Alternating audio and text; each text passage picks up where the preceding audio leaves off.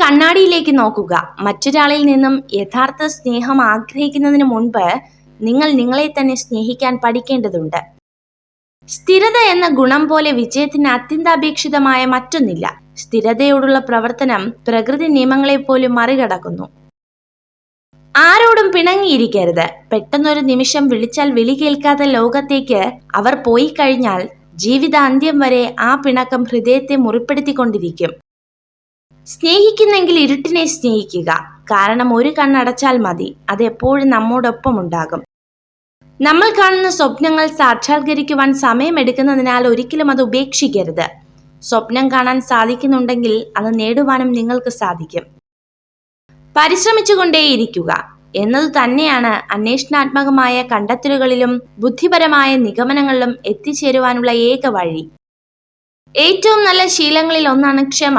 ജീവിതത്തിൽ ക്ഷമിക്കുന്നവരെ കണ്ടാൽ അവർ ഭീരുക്കളാണ് എന്ന് കരുതരുത്. ക്ഷമിക്കാൻ കഴിവുള്ളവരാണ് നിങ്ങളെങ്കിൽ ജീവിതത്തിൽ ഒരിക്കലും പരാജയപ്പെടുകയില്ല. നല്ല ഓർമ്മകളും നല്ല ചിന്തകളും സന്തോഷവും സ്നേഹവും ഒക്കെ സൂക്ഷിച്ചു വെക്കാനുള്ള പളങ്കുപാത്രമാണ് നമ്മുടെ മനസ്സ്.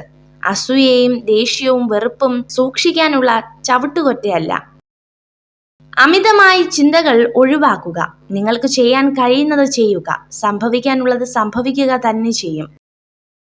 ഇടുങ്ങിയ ചിന്താഗതിയിൽ സ്വന്തം സ്വപ്നങ്ങളെ തളച്ചിടാതെ ചിറകുകൾ വിടർത്തി പറക്കാൻ ശ്രമിക്കുക. പുതിയ ആകാശങ്ങൾ നിങ്ങൾക്കായി തുറക്കും. നഷ്ടങ്ങളോടും ദുഃഖങ്ങളോടും എപ്പോഴും നന്ദി ഉണ്ടാവണം. കാഴ്ചകളെ വലുതാക്കിയതിന്, മനുഷ്യരെ തിരിച്ചറിയാൻ സഹായിച്ചതിന്, ഒറ്റയ്ക്ക് നിൽക്കാൻ പഠിപ്പിച്ചതിന്.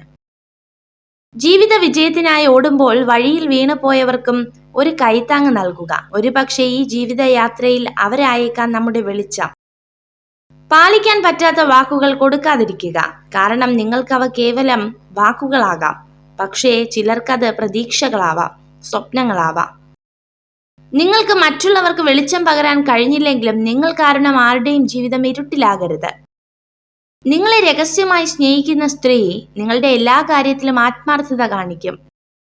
നിങ്ങൾ ധൈര്യത്തോടെ യാഥാർത്ഥ്യത്തെ അഭിമുഖീകരിക്കുമ്പോൾ ജീവിതം വളരെ എളുപ്പമാണ്. നിങ്ങളുടെ അത്യാഗ്രഹത്തിനായി മാത്രം ജീവിക്കുകയാണെങ്കിൽ നിങ്ങളുടെ ജീവിതം ഒരിക്കലും ഫലപ്രദമാകില്ല. നിങ്ങൾ ഈ വീഡിയോ കണ്ടതിന് നന്ദി. ഇതുപോലുള്ള കൂടുതൽ വീഡിയോകൾക്കായി ചാനൽ സബ്സ്ക്രൈബ് ചെയ്യൂ.